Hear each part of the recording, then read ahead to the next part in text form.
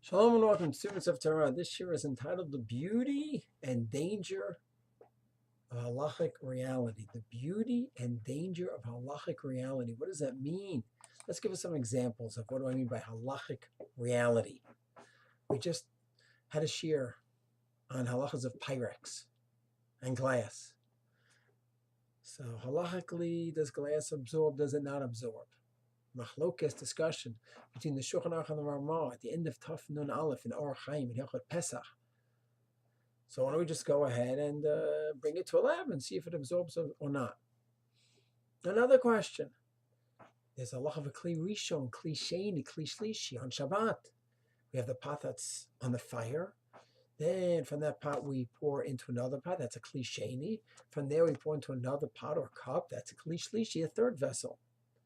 Is there bishul, halachic cooking in the third vessel or not? Big question, can one person make a cup of tea on Shabbat? Take a tea bag and put it into the cup. Where he went from the kumkum, the hot water, into a cup, put into a third cup. So let's just go ahead and find that scientific definition of bishul, and then we can all decide whether the cooking, the tea leaves, the tea bag is cooking or not. So the fact is, in the case of what's considered halachic absorption regarding a kli on Pesach, does glass absorb or not? What's considered to be bishul cooking, halach has its own definition. Now we don't simply go to see the physical reality and determine based on that. Can't eat any bugs. I drink water, there might be thousands of them in my cup of water. I don't see any of them. It's not visible to the human eye. So they're not there, halachically. What do you mean by there's bugs there? That's not the bugs that halach is concerned about. That's bugs that science is concerned about. So we have two realities. We have a halachic reality, which is its own world and its own constructs. And then we have the physical, scientific reality. Question of the woman being nida. There could be certain times that could be dam. According to Torah law, it looks exactly like blood. I mean, she's a nida. Halacha has its reality of what is a nida, and there's different kinds of bloods that are considered nida and shades and colors.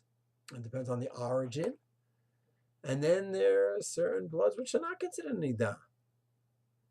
And science may have its own biological definition of a menstruant woman, where halacha may coincide with it or not. So in order to be a true halachic scholar, a person understands there's a halachic reality that we're concerned about. And that's what determines mutar va'asor, tamei tahor. And we don't go to science to see what the scientific reality is. We need to have our halachic construct, the halachic definition. The Rav spoke about this in Halachic Man. So that's beautiful. And anyone wants to be a true Ben Torah, he has to understand this. She has to understand that this is the way the halachic system works. You can't just say that, let's just go see what the physical reality is. Halach has its own reality. And it's not based necessarily on the physical reality. Its own definitions of what is bishul, what is cooking, what is absorption, how you define a kli. However, there's a danger. What's the danger here?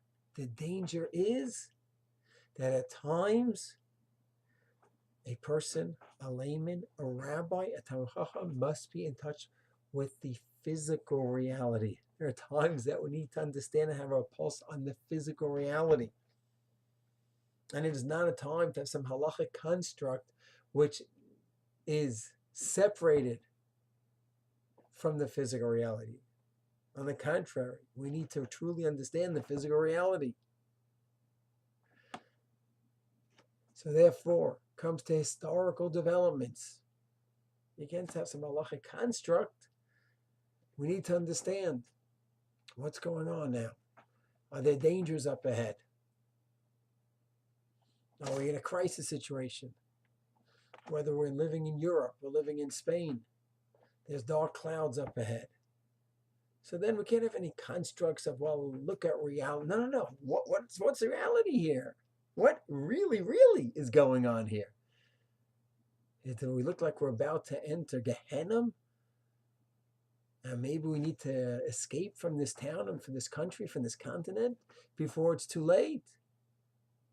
So we need to have our fingers on the pulse in a very real way. There's no separate or halachic reality. The halachic reality is pikuach nefesh. Life is in danger. Deal with it. So you need to have your fingers on your pulse. What is considered your life's in danger? What's a dangerous situation?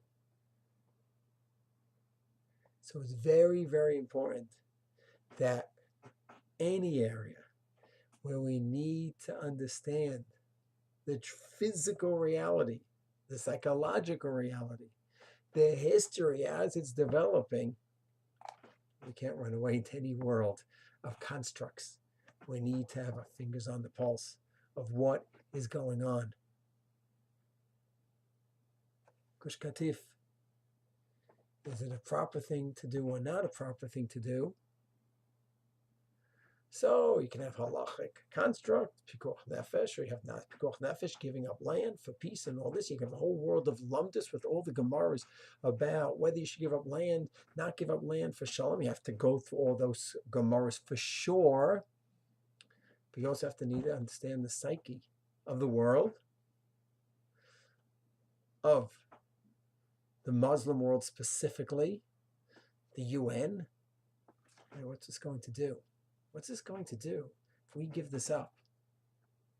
And if you don't have that understanding, no one is a prophet to know for sure what the reaction of the world is going to be. But you have to have your fingers on the pulse to the best of your abilities. Is this just a shark in the water smelling blood? Or no? These are real people that we can have deals with. Well, wait a second. There's no deal even by Gaza. We're just giving it to them. So if you don't have a finger on the pulse of the psychology of the world, of the UN, of the Arabs, and about what anti-Semitism is in general, you don't have that, you can't be involved in this decision-making process. So it's crucial that as we develop our skills in halachic analysis, and sometimes we put up a mechitza, a wall between the halachic reality and the physical reality, it is absolutely crucial that that wall comes down. When certain topics, we need to understand the true physical, psychological, scientific reality. And God forbid to have the wall up between the physical halachic reality when there should be no wall, and God forbid to have the wall down when there should be the wall up. The wall should be up. So we have to really make sure we understand the halachic system well and apply halachic constructs when it's applicable. And we try as best as is humanly possible to have our fingers on the pulse in the physical, psychological, scientific reality when that is what is demanded. Shalom.